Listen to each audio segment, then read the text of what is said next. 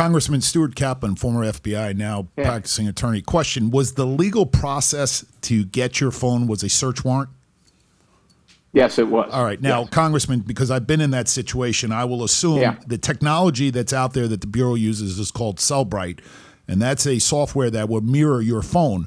I assume the conversation went something like this. Listen, Congressman, let's make your life a lot easier. Give us your password, because if you don't give us the password, we're going to keep your phone infinita. It may take us up to a year or two to crack that code. So I assume you realized that I would need my phone back, so you cooperated and gave your password. Is that correct? Essentially, yeah. Did I script it almost exactly? Yeah, well, I mean, sounds like you know what he's doing over here, guys. And so you realize, though, sir, and I would have counseled you, though, and that's only because I've been there. I would have said, listen, agents, good to meet you. Go pound sand. Here's my phone, but I'm not giving you my password, and good luck cracking that code. By the way, I'm cracking an Apple iPhone probably a year, maybe even longer. And by that time, you know, who knows what happens. But listen, in any event, I just wanted to make sure I understand the legal process. Now, I have a question for you, because this will maybe cast some information that may assist the viewing audience. You were left a copy of the warrant. What district or what jurisdiction was that warrant issued out of? Well, I can't remember. I don't know if it was in New Jersey or Washington, D.C. I think it was in Pennsylvania. And they went to where you were in Pennsylvania, got that warrant.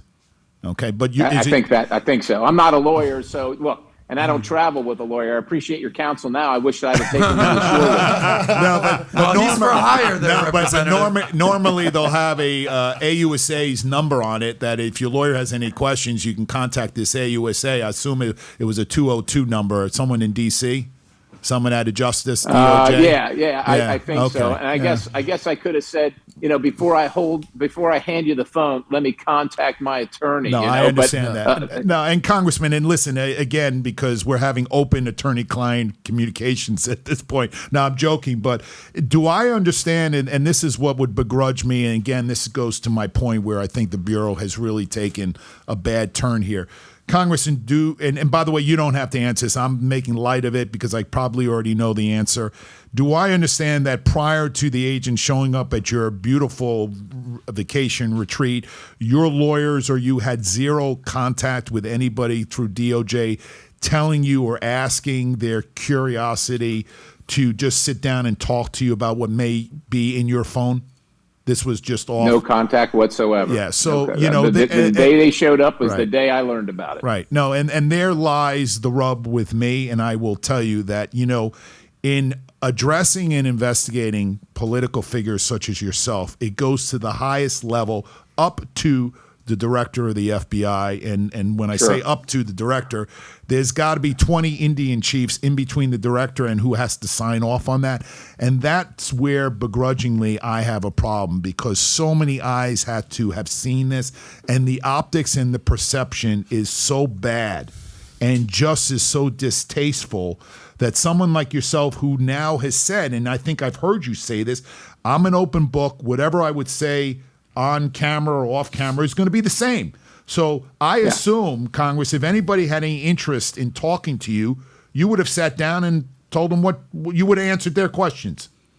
If the Department of Justice or FBI would have called my attorneys and said, look, we want to sit with the congressman, we want to look at his phone or whatever. It's not the J6 so-called committee, which is a sham, right? That's a one-sided star chamber that already has determined the outcome before they ever talk to anybody, right? But this is different. No, but the call was never made. Right. And if I can add this, because this is something that you will find, I think, particularly interesting and egregious, the Inspector General. We found out the Inspector General was involved in the decision to come seize my phone. The FBI and DOJ Inspector General. And the reason, how do you like that? Well, I'll tell you what the reason is. The reason is because after the fiascos that have been going on and on and on, there is now an Inspector General investigation with respect to the ethics and the integrity of what's going on at the FBI headquarters. And but this is the day after they raided the president's house. The Inspector General was involved in the seizure of a sitting member of Congress's phone. And I don't say it that way because I'm better than anybody else.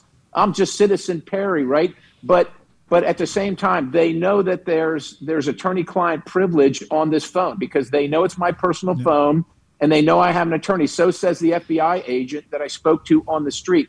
But also, I'm a sitting member of Congress, and in the Constitution, there's this thing called speech and debate, which protects the legislature from the king, from the executive branch, because the king or the president isn't supposed to be able to intimidate or coerce legislators to do what he wants, to bend to his will, to bend the knee, and to not say things on behalf of his constituents. And of course, they're trying to pierce that veil right now. And I'm alone out here in the world trying to hold back the kingdom of President Biden against a couple hundred years of courts and decisions and litigation that separates the legislative branch from the executive branch so that we don't have a kingdom. Yeah, well, the travesty and the concern, and listen, I'm sure you have very learned and experienced counsel, but my immediate concern, and which is serious, is this Cellbrite technology does not differentiate between attorney-client privilege communications and that may just be not. And the problem with that is you realize that a case agent or the evidence response team is going to go through each and every communication in that phone, whether it's privileged or not. And there lies the rub, where you would have and should have had the opportunity to have your lawyers say, look, I'll tell you what, we're going to segregate the congressman's phone. We will download the phone mutually at a mutually agreeable time and location. But we are going to, before we turn over, we're going to segregate that information that we know is attorney-client privileged and should not fall into the hands of the Department of Justice. And there is where there's an agreement put in place to protect someone like himself and to protect all of us. So if you like this clip and you want to watch another one, click right here. And if you want to watch the entire podcast, click right here.